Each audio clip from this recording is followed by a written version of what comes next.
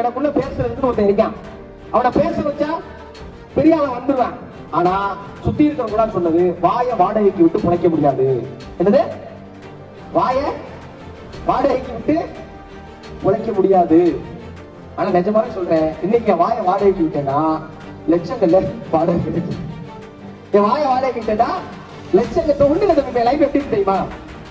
28ஆம் தேதி எங்க இருந்தேன்? 28ஆம் சென்னையில இருக்கேன். 29ஆம் தேதி காலையில பிளைட் சிங்கப்பூருக்கு.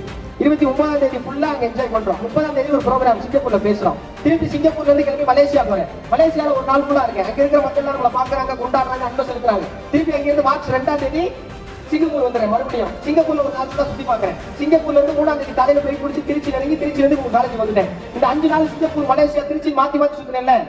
ஒரு ரூபா கூட செலவு பண்ணல தம்பி. 35 கிலோ சாக்லேட், பிஸ்கட், கிஃப்ட் எல்லாத்தையும் வாங்கி திருச்சியில ப்ரொஃபஷனல் கூரியர்ல போட்டு வரேன். எல்லாம் சும்மாவே கொடுக்குறாங்க தம்பி.